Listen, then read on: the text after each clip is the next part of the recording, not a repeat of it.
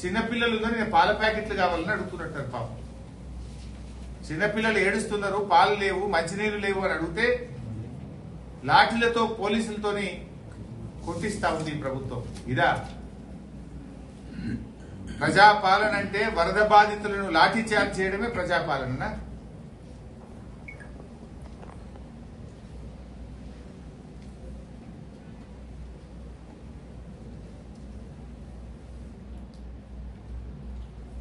ఈ ప్రభుత్వం ఇలా పూర్తిగా ఫెయిల్ అయింది. ఇలా తుమ్మిళ్ళ లిఫ్ట్ మొత్తం నీట మునిగిపోయి.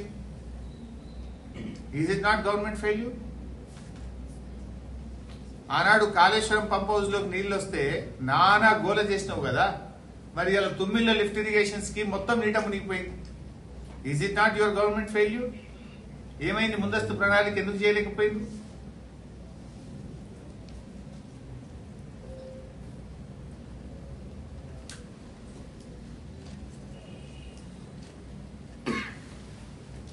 బీఆర్ఎస్ పార్టీ తరఫున కూడా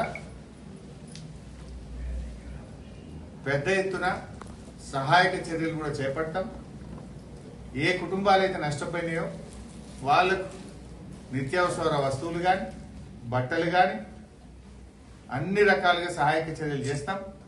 ఇవాళ మా మెదక్ జిల్లా నుంచి కూడా మేము ప్రజల నుంచి, పార్టీ నాయకులు, కార్యకర్తలను కూడా అందరం కూడా సమీకరించి తప్పకుండా ఇక్కడ నుంచి వాహనాల్లో అక్కడికి వస్తువులను నష్టపోయిన ఖమ్మం జిల్లా ప్రజలకు, మహబూబాద్ జిల్లా ప్రజలకు పంపించాలని చెప్పి కూడా నిర్ణయించినాం.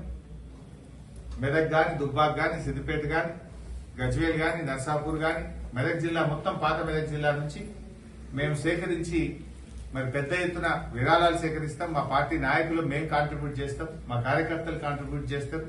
మేమందరం కలిసి వరద బాధిత కుటుంబాలని ఆదుకోవాలని చెప్పి కూడా పార్టీ పక్షాన మేము నిర్ణయం తీసుకున్నాం.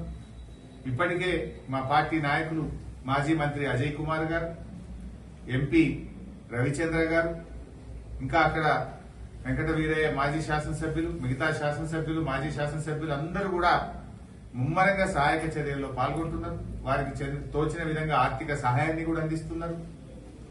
తప్పకుండా బీఆర్ఎస్ పార్టీ ఇతోధికంగా మా శాయశక్తుల వారికి సహాయ సహకారాలు అందిస్తాం. ఆ కుటుంబాలను కాపాడుకునే ప్రయత్నం చేస్తాం. కానీ ప్రభుత్వం ఈరోజు తమ ఫెయిల్యూర్ ను, ప్రజల ఆగ్రహాన్ని ప్రతిపక్షాల మీదకి మళ్లిస్తున్నారు. ప్రజలు తిడుతున్నది మిమ్మల్ని, బుద్ధి తెచ్చుకుంటే వాళ్ళకి సాయం చేయండి. మీరు మమ్మల్ని